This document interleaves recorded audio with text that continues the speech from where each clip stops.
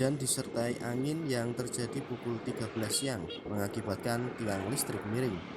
Hal ini terjadi di sekitar jalan Desa Sampang Blonggong, Kecamatan Jakenan.